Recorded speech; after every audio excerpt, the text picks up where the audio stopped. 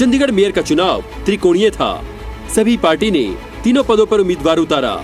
पहली बार बड़े पार्टियों ने प्रत्याशी उतारे थे, मेयर, सीनियर डिप्टी मेयर और deputy mayor.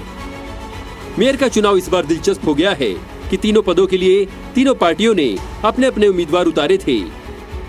BJP Saurabh Joshi, आम आदमी पार्टी योगेश ढींगरा, कांग्रेस गुरप्रीत गाबी, बीजेपी जसमन प्रीत, आम आदमी पार्टी मुनव्वर, कांग्रेस सचिन गालव, बीजेपी सुमन, आम आदमी पार्टी जसविंदर, कांग्रेस निर्मला देवी, निर्दलीय रामचंद्र यादव। चंडीगढ़ का मेयर चुनाव सुबह 11 बजे हाथ उठाकर शुरू हुआ। एक उम्मीदवार का नाम लेकर पार्षदों के पक्ष में हाथ उठाने को कहा गया। हाथों की गिनती के आधार पर विजेता तय किया गया। मेयर चुनाव अगर कांग्रेस और आम आदमी पार्टी एक साथ लड़ती तो तस्वीर बदल सकती थी। आम आदमी पार्टी और कांग्रेस ने अलग अलग चुनाव लड़ा, इसलिए बीजेपी की जीत करीब करीब तय मानी जा रही थी।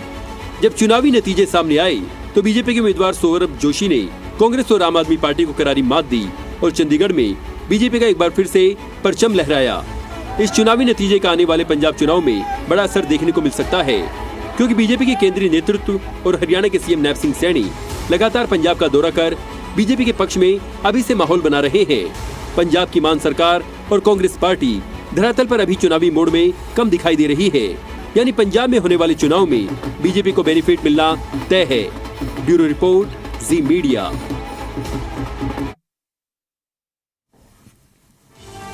तो देखिए, जिस तरह से आज चंडीगढ़ में मेयर चुनाव के नतीजे सामने आए हैं, ऐसे में कुछ अहम सवाल इस पर जब चर्चा करेंगे तो आपके सामने रखते हैं।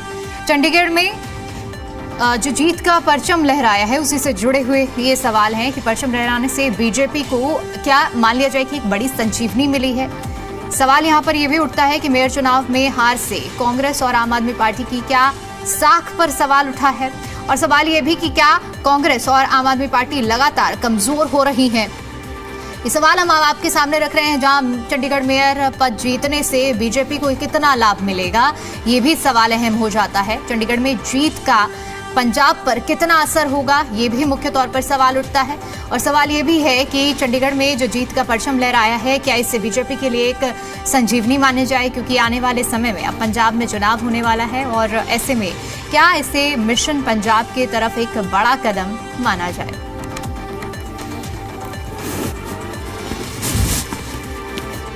देखिए, ये वो तमाम बड़े सवाल जो हम आपके बीच में रख रहे हैं, और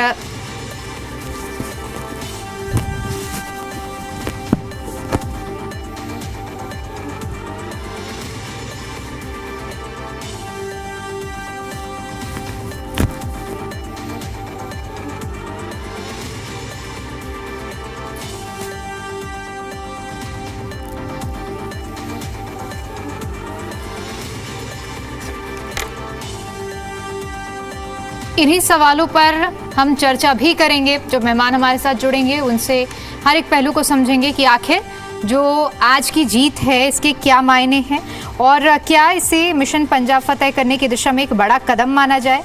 ये वो सवाल हैं जो हम आपके सामने रख रहे हैं, लेकिन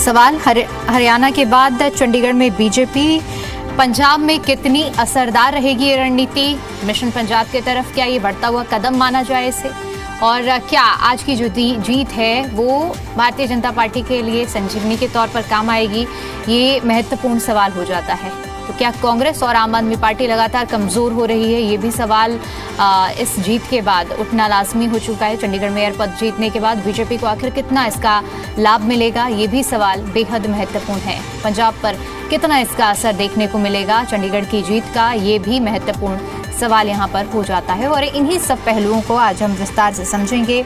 आज के जो चुनाव हुए हैं ये भी इसलिए महत्वपूर्ण हो जाता है क्योंकि पहले तो हम आपको बता दें कि भारतीय जनता पार्टी से सौरभ जोशी ने चुनाव जीता है, यानी कि मेयर बनी हैं।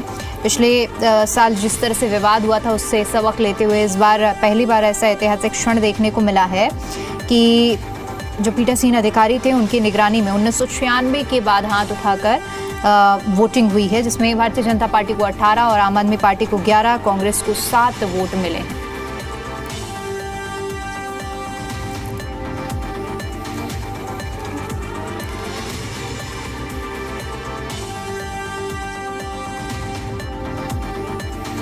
और चलिए अब इसी मुद्दे पर चर्चा करते हैं। चर्चा करने के लिए हमारे साथ मेहमानों का एक खास पैनल जुड़ चुका है, जिनसे मैं आपका परिचय करा देती हूं। डॉक्टर पंकज बेनीवाल जी हमारे साथ जुड़ चुके हैं, प्रवक्ता हैं भारतीय जनता पार्टी से। गगन खारुत जी हमारे साथ जुड़ चुके हैं, प्रवक्ता हैं कांग्रेस पार्टी से। और इसके अलावा प्रदीप नरोला जी हमारे साथ जुड़ चुके हैं, वरिष्ठ पत्रकार हैं। आप सभी मेहमानों का आज की इस चर्चा में मैं बहुत स्वागत करती हूं। और पहला सवाल शुरुआत में प्रदीप जी आपके साथ ही करना चाहूंगी और आपसे समझना चाहूंगी कि आज की इस जीत के क्या मायने निकाले जाएं, और अगर इसे पंजाब में होने वाले चुनाव से जोड़कर देखा जाए तो किस तरह से आप इसका विश्लेषण करेंगे? दीपिका जी, इसमें कोई दो राय नहीं है कि राजनीति में कोई भी चुनाव जीतना एक बूस्टर का काम करता है कार्यकर्ताओं के लिए। और वाकई जब नजदीकी किसी स्टेट में कोई चुनाव बहुत नजदीक हो और उस वक्त कोई ऐसी जीत मिलना, तो मेरे ख्याल से बूस्टर कार्यकर्ताओं में एक बूस्ट तो आएगा ही। लेकिन इसे ये कहना कि इससे पंजाब के चुनावों में एक आसपास के एरिया को छोड़कर मुझे नहीं लगता कि बहुत ज्यादा कोई इससे असरदार होगा, क्योंकि पंजाब की जो अपनी राजनीति है वो अलग। अगर इस तरह की कोई बात होती तो देखिए, जिस तरह से आम आदमी पार्टी जिसकी सरकार है अभी पंजाब में, और उनकी स्थिति चंडीगढ़ में जो कि पंजाब से बिल्कुल लगता हुआ यूनियन टेरिटरी है, उसमें जो स्थिति रही है आम आदमी पार्टी की, तो उससे ये साफ जाहिर होता है कि कार्यकर्ताओं में ये जीत बीजेपी के लिए एक बूस्टर का काम तो करेगी। लेकिन ये है कि वो आगे पंजाब की जीत की नींव रखना, जिस तरह की आप बात कर रहे हैं कि क्या सवाल जो पूछा है आपने, कि वो उसके लिए एक नींव रख दी गई है या ऐसा कुछ नहीं है। कार्यकर्ताओं में जोश का काम करेगी ये जीत, नो डाउट। और मेरे ख्याल से बीजेपी के लिए जिस तरह के हालात हैं, क्योंकि जो भी हालात हैं पंजाब में, आम आदमी पार्टी की सरकार है और कांग्रेस और आम आदमी पार्टी जो एक वक्त गठबंधन की राजनीति भी शुरू हुई थी, तो थोड़ा बेमेल गठबंधन है। क्योंकि चाहे दिल्ली की बात करें या हम पंजाब की बात करें, उधर हरियाणा में जब कांग्रेस की बारी आई तो वो इनकी गठबंधन की पोल खुलती हुई नजर आती है। हर स्टेट में, हर एरिया में अलग अलग मापदंड अपनाए जाते हैं, उससे भी बहुत ज्यादा फर्क पड़ेगा। और शायद वो चीजें फिर अगर पंजाब चुनाव में भी सामने आई तो मुझे लगता है कि बीजेपी को कुछ एज तो मिलेगा। लेकिन अगर इसे ये कहें कि भाई बीजेपी जीत की ओर या नींव रख दी गई है, मुझे नहीं लगता। कार्यकर्ताओं को बूस्टर है, नो डाउट। ठीक है पंकज जी, क्योंकि जीत कैसी भी हो, चाहे जीत बड़ी हो या छोटी हो, कार्यकर्ताओं को एक बड़ा बूस्ट मिलता है, ये बात वाजिब है। तो ऐसे में आज जो आप लोगों ने जीत दर्ज की है, इसे आगे की हम चाहे किसी भी चुनाव से जोड़कर देखें, यहाँ हाल फिलहाल में हरियाणा में होने वाले निकाय चुनाव से जोड़ें या पंजाब चुनाव से जोड़ें, क्या इसे आप एक लिटमस टेस्ट के तौर पर देख रहे हैं? सभी साथियों को नमस्कार, सभी दर्शकों को नमस्कार। देखिए, सर्वप्रथम तो हमारे जो आज सौरभ जोशी जी मेयर बने हैं चंडीगढ़ के, उनको हार्दिक शुभकामनाएं और बधाई। साथ में senior deputy mayor Jasmanpreet Singh ji बनी हैं, उनको भी हार्दिक बधाई। और डिप्टी मेयर सुमन शर्मा जी बनी हैं, उनको भी हार्दिक शुभकामनाएं और बधाई, ताकि वो चंडीगढ़ की जनता की सेवा लगातार ऐसे ही करते रहें निर्बाध तरीके से। देखिए, हरियाणा के अंदर भारतीय जनता पार्टी की सरकार, दिल्ली के अंदर भारतीय जनता पार्टी की सरकार और आज चंडीगढ़ के अंदर फिर से मेयर भारतीय जनता पार्टी का बना, तो निश्चित तौर पर पूरे संगठन के अंदर एक मनोबल बढ़ता है और हमारा जो जनाधार है वो भी बढ़ता है। हमारा जो जनाधार भारतीय जनता पार्टी का वो लगातार बढ़ता जा रहा है और ये जनता का आशीर्वाद है, जनता का प्यार है, इसीलिए हमारा जनाधार बढ़ रहा है।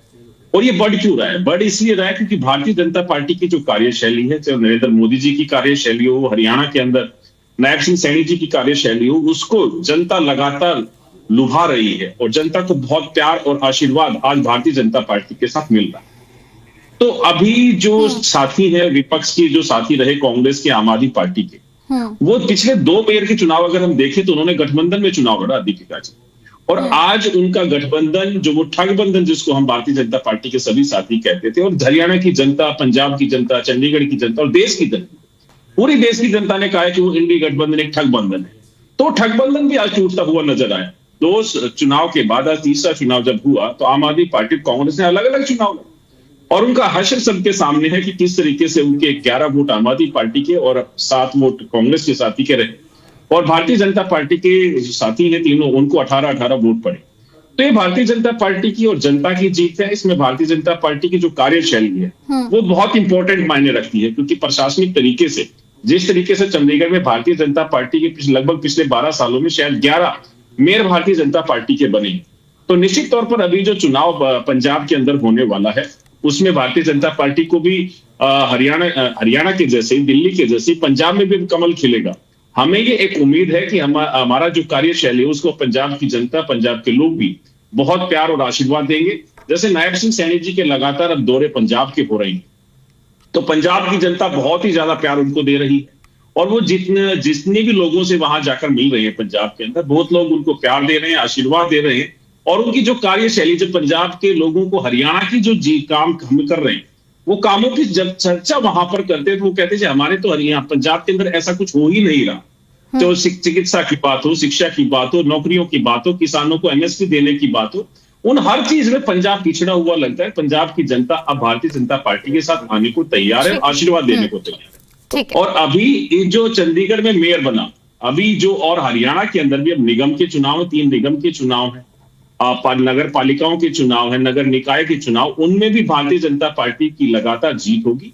और हरियाणा की जनता ने जिस तरीके से 2024 में विधानसभा चुनाव में और अभी बीते दिनों के अंदर जो इसके नगर निगम के और निकाय के चुनाव हुए थे उनमें भारतीय जनता पार्टी का परचम लहराया, वैसे ही हरियाणा की जनता अब दोबारा फिर से आशीर्वाद देगी और तीनों निगमों में, निकाय चुनाव में सभी भारतीय जनता पार्टी के मेयर बनते हुए नजर आएंगे। और जनता ने जो निर्बाध तरीके से आशीर्वाद दिया है और जो अपनी सेवा का मौका दिया, वो मौका हम जरूर जनता को, उसका आशीर्वाद जो जनता ने दिया है उसका हम रिबाउंड इसी तरीके से करेंगे जिस तरीके से हम अपने कार्य करते हैं। ठीक है, मैं लौटूंगी आपके पास में। ओंकार सिंह जी भी हमारे साथ जुड़ चुके हैं, प्रवक्ता है नए लो पार्टी से, और अभिता द्विवेदी जी भी हमारे साथ जुड़ चुकी हैं, प्रवक्ता हैं आम आदमी पार्टी से।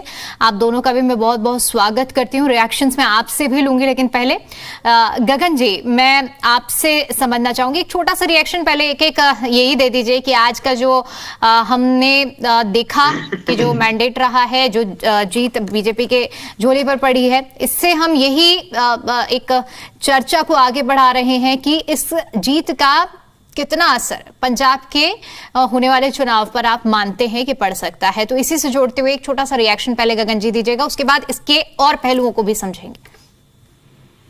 दीपिका जी, सबसे पहले आपको और जो मेरे साथ को पैनलिस्ट साथी हैं उन सबको, और आपके जो दर्शक प्रोग्राम को देख रहे हैं उन सबको हाथ जोड़कर नमस्कार, राम राम।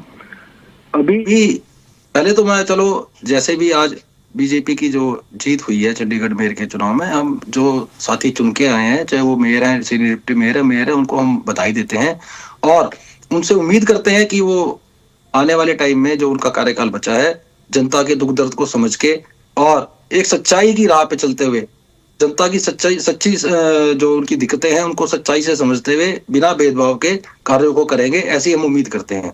अब दूसरा मैं जवाब देना चाहूंगा, अभी जो हमारे बीजेपी के प्रवक्ता भाई पंकज जी ने कहा कि जब पहले मेयर का चुनाव हुआ था चंडीगढ़ में, गठबंधन से मेयर था, लेकिन उस गठबंधन को तोड़ने का काम पूरे आज तक के राजनीतिक इतिहास में क्या हुआ, पंजाब में कैसे वो गड़बड़ करके अपना मेयर बनाना चाह रहे थे पीठासीन अधिकारी के साथ मिलकर, उसमें सुप्रीम कोर्ट को बीच में आना पड़ा और पूरे इतिहास में पूरे भारत ने पहली बार देखा कि किस तरह से लोकतंत्र की सरेआम हत्या की जा रही है। हम धन्यवाद करना चाहते थे सुप्रीम कोर्ट का, करा भी है और अब भी करते हैं कि उन्होंने आके अपना संज्ञान लिया और इनके जो झूठ का और भ्रष्टाचार का और एक लोकतंत्र की हत्या करने का जो सदैव ये प्रयास करते हैं, चाहे वो किसी भी तरीके से करें, उसका पर्दाफाश करके सुप्रीम कोर्ट ने एक अच्छी पहल करी और आज जो चुनाव हुआ उसमें हाथ उठा के चुनाव हुआ ताकि किसी तरह की कोई गड़बड़ ना हो। लेकिन अभी भी जो ये चुनाव हुआ है इसमें, क्योंकि बीजेपी की हमेशा से नीति रही है अपने पांव पे ये चल नहीं पाते, हमेशा इनको बैसाखियों की जरूरत पड़ती है। अभी भी इन्होंने आम आदमी पार्टी के दो पार्षद उनको ये कह के कि अब वो किस तरीके से दबाव में उनसे और क्या लालच देके क्या लॉलीपॉप देके उनको बीजेपी ज्वाइन करवाई। एक आम आदमी पार्टी के जो पार्षद थे उन्होंने आजाद अपना चुनाव लड़ने का विचार किया था, लेकिन वो गायब हो गए। उनका भी क्या हुआ क्या नहीं हुआ वो समय बताएगा। तो ये सदैव मतलब कि जो भी बात कर रहे थे गठबंधन, ये हमेशा ही इनकी कहाँ एक आधी जगह को छोड़ के बीजेपी हर जगह आज ऊपर से लेके नीचे तक गठबंधन में सरकार चला रही है। चाहे वो गठबंधन के लिए उनको कोई भी हथकंडे अपनाने पड़े, इनके पास सारा सिस्टम है आज की डेट में। ईडी है, सीबीआई है, सीआईडी है, हर तरीके से डरा के धमका के लालच देके आज ये सत्ता में बैठे हुए हैं, सारे जानते हैं। अब रही पंजाब की बात, सर अगर ठीक है आप पंजाब की अपनी बातों को रख रहे हैं वो ठीक बात है, लेकिन मुझे इसका भी जवाब दे दीजिए कि कितना असर आप मानते हैं इन चुनावों का आने वाले चुनाव में पड़ेगा। मैं उसी बात पे आ रहा हूँ। अगर जो हम जब से पंजाब विधानसभा का गठन हुआ है, 1952 में पंजाब विधानसभा का गठन हुआ था, 1952 से लेके अगर जो आज हम 2026 की बात करते हैं तो ये अपनी हाजिरी देखें कि ये इनकी पंजाब में हमेशा ही मतलब कि नादाद रहे हैं। 1952 से लेके 1957 तक तो आज तक इनका एक भी विधायक वहां पर विधानसभा में नहीं पहुंचा। 1980 में एक पहुंचा था, 1985 में 6 विधायक थे, 1952 में इनके 6 विधायक थे, 97 में इनके 18 विधायक आए, 2002 में फिर 3 आए, फिर 2007 में 19 आए, वो भी इनका जब अकाली दल के साथ गठबंधन था तब आए, 2012 में फिर 12 आए, दोबारा से पलटी मारी, जनता ने सीखा, अकेले लड़े, 2017 में 3 आए और अभी मौजूदा इनके सिर्फ 2 एमएलए आज की डेट में पंजाब के अंदर हैं। और अभी जो लोकसभा का चुनाव हुआ वहां पर जो इन्होंने पंजाब की जनता के साथ, पंजाब के किसानों के साथ 13 महीने दुर्व्यवहार किया, उनको आतंकवादी बताया, उनको आईएसआई का एजेंट बताया, उनको बताया इनके पास चाइना से फंडिंग आ रही है, उसका करारा जवाब देते हुए पंजाब की जनता ने इनका एक भी एमपी आज वहां पर लोकसभा के अंदर नहीं है। और ये बात कर रहे हैं कि जो हरियाणा के अंदर हरियाणा के मुख्यमंत्री नायब सैनी, पहले वो अपने हरियाणा को तो संभाल लें, हरियाणा तो संभल नहीं रहा है, पंजाब की बात कर रहे हैं तो पंजाब की जनता को मुंह तोड़ जवाब देगी। और इनका अभी तो 2 हैं, एक भी एमएलए इनका वहां पर विधानसभा में नहीं होगा। चलिए ठीक है, ओंकार जी एक रिएक्शन पहले इसी पर दे दीजिए कि आप क्या मान रहे हैं कि इस जीत का कितना असर और पंजाब के चुनाव पर देखने को मिल सकता है। दीपिका जी बहुत बड़ी बड़ी बातें कर रहे थे बीजेपी के प्रवक्ता, जैसे इन्होंने चांद पर झंडा लहरा दिया। आप देखिए 2 पार्षद तो इन्होंने आम आदमी पार्टी के तोड़ लिए थे, इनके पास 18 हैं और गठबंधन में आम आदमी पार्टी और कांग्रेस लड़ी थी तो उन्होंने अपना मेयर बनाया था। आज 11 उनके, 7 उनके, 18 इनके, कौन सी तोप चला ली इन्होंने। और बड़ी बड़ी बातें कर रहे थे कि आने वाले समय में हमारा पंजाब में भी ये बनेगा वो बनेगा। 2 एमएलए हैं आपके पंजाब में, हरियाणा में भी 2 ही थे, वापस 2 पे आके गिरोगे आप, ये कोई बड़ी बात नहीं है। और मुख्यमंत्री महोदय पंजाब में जाके कहते हैं पंजाब को नंबर 1 राज्य बनाएंगे। अरे पहले हरियाणा को बना लो, हरियाणा के मुख्यमंत्री हो, हरियाणा को नंबर 1 बना दो। क्या दुश्मनी है हमारे से कोई? हमारे पे तो राज कर रहे हो, हमारे को नंबर 1 बना दो। आज हरियाणा की स्थिति क्या है? परिवार पहचान पत्र, बीपीएल कार्ड 1 वर्ष में 13.5 लाख काट दिए, बुढ़ापा पेंशन बुजुर्गों की 3 लाख की लिमिट लगा के पता नहीं क्या क्या कारण लगा के बुढ़ापा पेंशन काट दी। प्रॉपर्टी आईडी से पूरा हरियाणा दुखी है। खाना कास्ट की रजिस्ट्री बंद पड़ी नई पेपरलेस व्यवस्था में। और पेपरलेस व्यवस्था की बात करते हैं, एक 40 गज की रजिस्ट्री अभी फरीदाबाद की आई थी, पता नहीं गुड़गांव की आई थी, 550 पेज का प्रिंट आया। ये पेपरलेस व्यवस्था, सत्यानाश कर दिया पूरे प्रदेश का। नौकरियों के मामले में एचकेआरएन ने युवाओं का शोषण करके रखा हुआ। पीएचडी किए हुए युवा 15,000 रुपए तनख्वाह ले रहे हैं। आज प्रत्येक वर्ग परेशान है। ये तो झूठ और जुमलों की पार्टी है जो किसी तरीके सत्ता पर काबिज हो गई। 2019 में जनता ने इनको बाहर करना था। जेजेपी नाम की पार्टी आई जिसने कहा था इनको जमुना पार भेजेंगे, उनके समर्थन से इन्होंने सरकार बना ली। 2024 में जनता इनको बाहर भगाने के मूड में थी।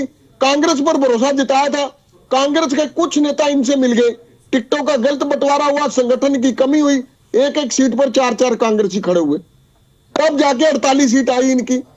2019 में जेजेपी ने सत्ता बना दी इनकी, 2024 में कांग्रेस में बना दी। आज चुनाव करा लो, आपको पता लग जाएगा बीजेपी की क्या पोजीशन है। प्रत्येक वर्ग, प्रत्येक परिवार परेशान है, सबसे ज्यादा युवा परेशान है, क्योंकि युवा बगैर नौकरियों के